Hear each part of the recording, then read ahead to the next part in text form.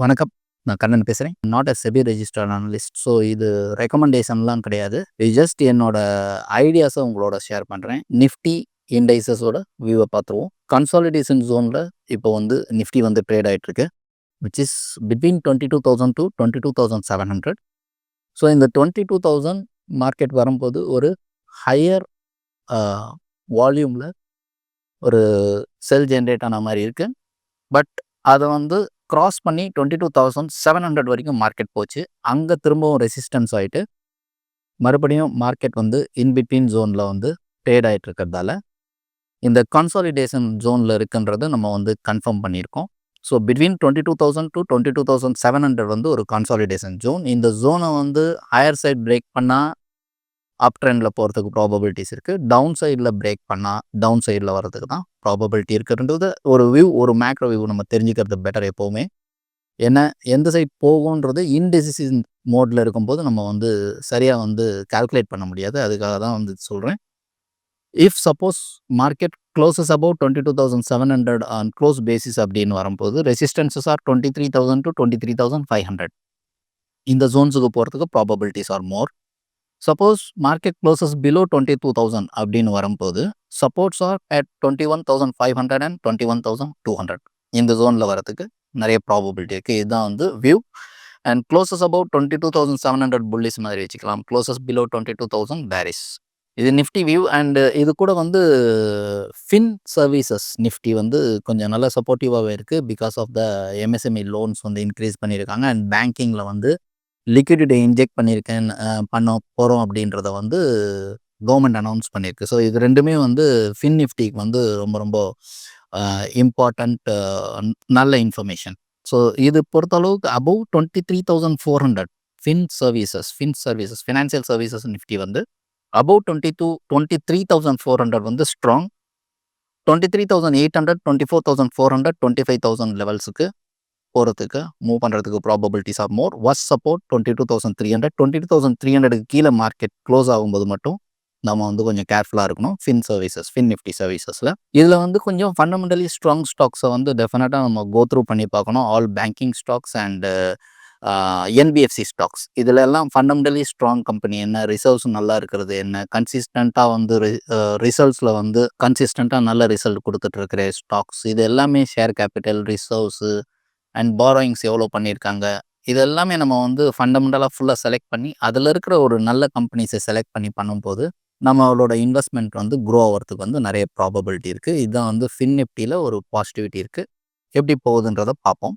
And இப்போ வந்து ஜென்ரலாக வந்து யுஎஸ் டாலரை ஒரு ஒரு சின்ன ஒரு அனாலிசிஸ் பண்ணியிருக்கோம். அது வந்து ஏப்ரல் 2018 வந்து ஜேர்னி ஸ்டார்ட் பண்ணது வந்து ஃப்ரம் 65 லெவல்ஸ் டு 74.68 வந்து ஹை போயிருக்கு. ஏப்ரல் 2018 நான் சொல்கிறது. இது ஒரு சின்ன வியூ தான். அண்ட் ஜூலை 2019 அகெயின் வந்து 74.68 68.40 லோ வந்திருக்கு. ஸ்டார்ட் பண்ணது 65 அண்ட் 68.40 ஜூலையில் வந்ததுக்கப்புறம் ஏப்ரல் 2020 அகெயின் 77.06 டாலர் வேல்யூ போயிருக்கு.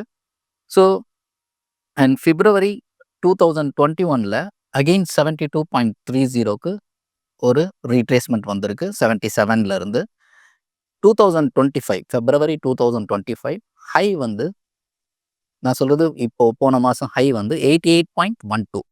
ஸோ 88.12 மந்த்லி வந்து ஆர்எஸ்ஐ வந்து it's indicating 94.87 which is very higher valuation. அப்படியில் இருக்க மாதிரி டாலரோட வேல்யூவேஷன் 88.12 வந்து ஹையர் வேல்யூவேஷனில் இருக்க மாதிரி ஆர்எஸ்ஐ இண்டிகேட் பண்ணுது. ஏன்னா ஆர்எஸ்ஐ வந்து 94, 95 அந்த மாதிரியெல்லாம் வந்ததுன்னா இட்ஸ் அ வெரி குட் அப்ரிசியேஷனில் இருக்குது அப்படின்ற மாதிரி தான் வந்து அந்த ஒரு பர்டிகுலர் சார்ட்டை வந்து நம்ம திங்க் பண்ணோம்.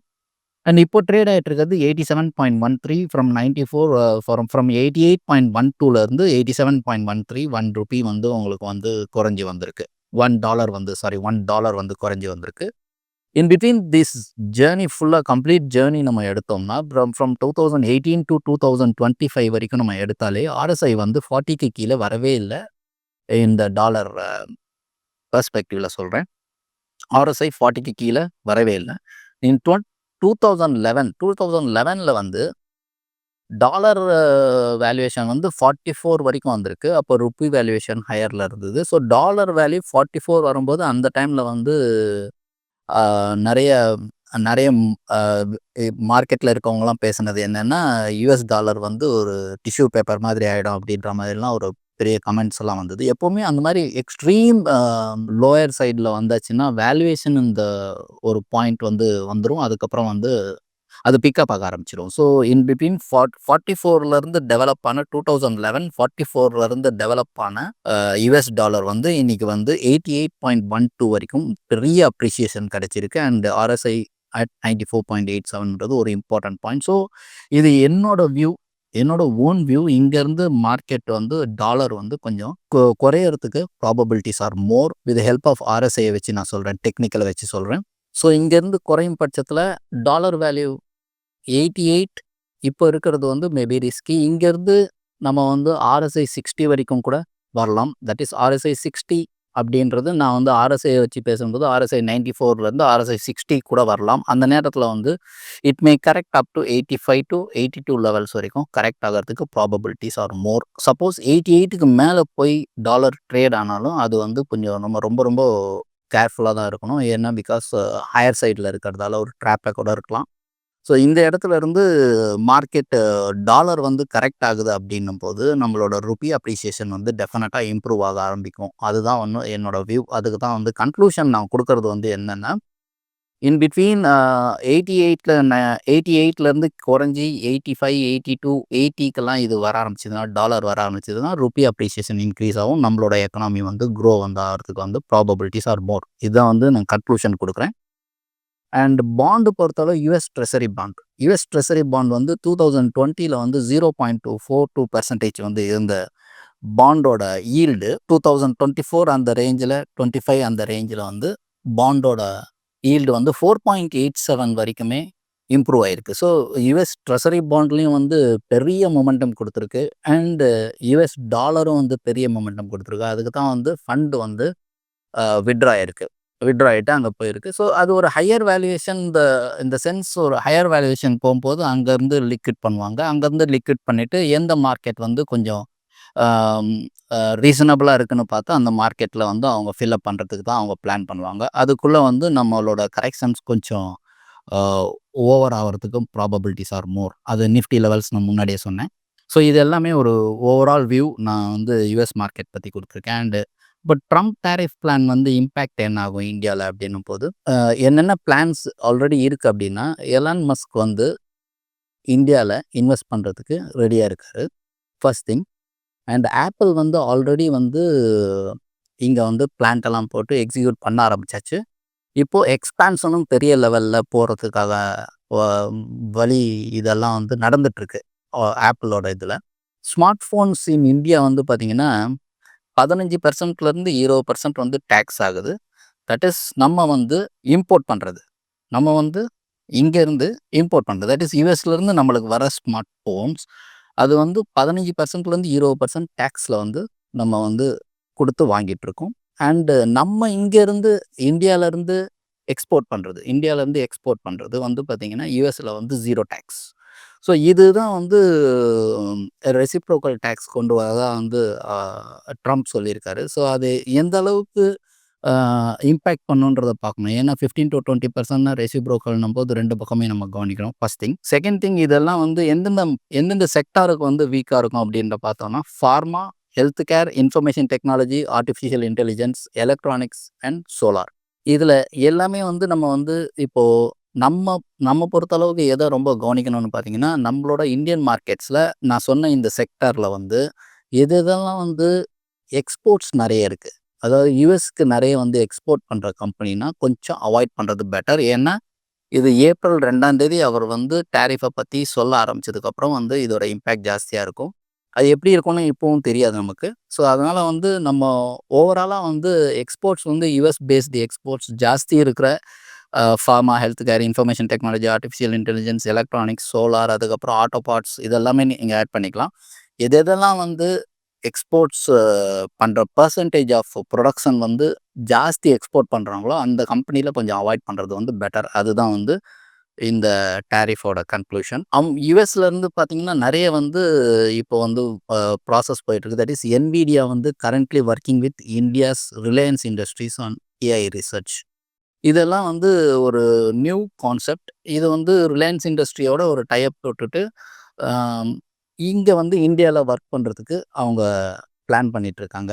அண்டு ஆப்பிள் வந்து பார்த்தீங்கன்னா, எக்ஸ்பான்ஷன் நெறைய பிளான் பண்ணிட்டு இருக்காங்க. எக்ஸ்பான்ஷன்னா இப்போ ரீட்டெயில் ஸ்டோர்ஸ் வந்து அவங்க வந்து ஒரு 4 ரீட்டெயில் ஸ்டோர்ஸ வந்து இன்னும் கூட இன்க்ரீஸ் பண்றதுக்குலாம் வந்து ப்ராசஸ் போயிட்டுருக்கு.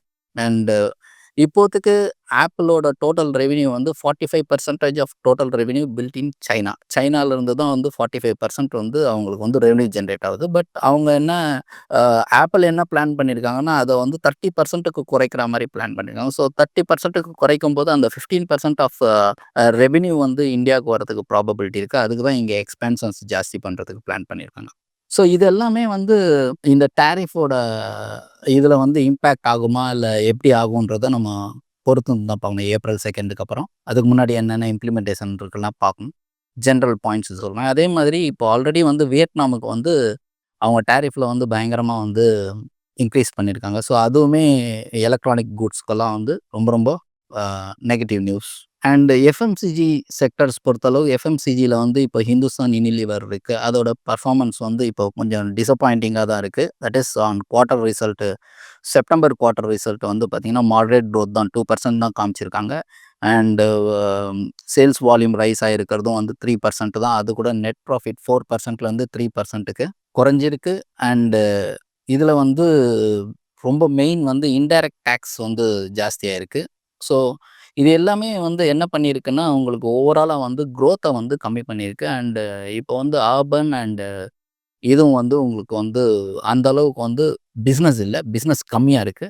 ஸோ எஃப்எம்சிஜி பொறுத்தளவுக்கு ஒரு பெரிய அ நெகட்டிவ் நியூஸ் தான் இப்போதைக்கு கரண்ட் சினாரியோக்கு இருக்கிறதால, கேர்ஃபுல்லா தான் இருக்கணும் அதுல.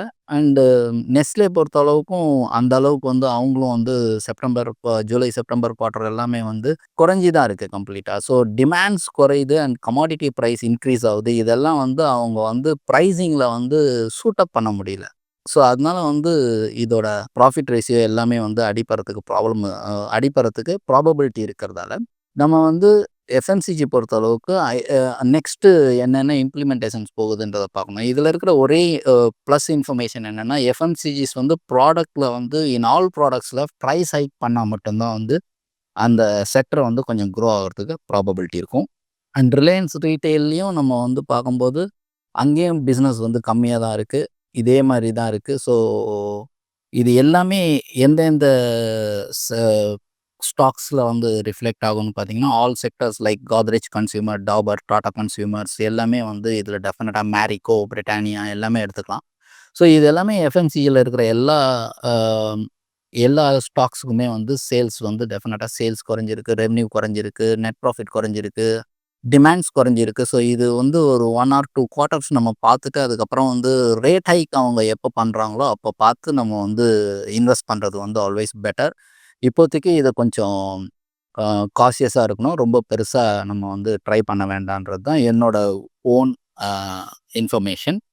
இ இது எல்லாமே இப்ப நான் பேசின எல்லாமே வந்து என்னோட own idea. I am not a SEBI registered analyst. So இது ரெக்கமெண்டேஷன்லாம் கிடையாது. இது ஜஸ்ட் என்னோட ஐடியாஸ உங்களோட ஷேர் பண்றேன். Thank you. மேலும் ஈடி தமிழ் சேனல்ல வரப்போகும் பிசினஸ் மற்றும் அது ரிலேட்டடான வீடியோவை பார்க்க உடனே கீழே இருக்க சப்ஸ்கிரைப் பட்டனை கிளிக் பண்ணுங்க.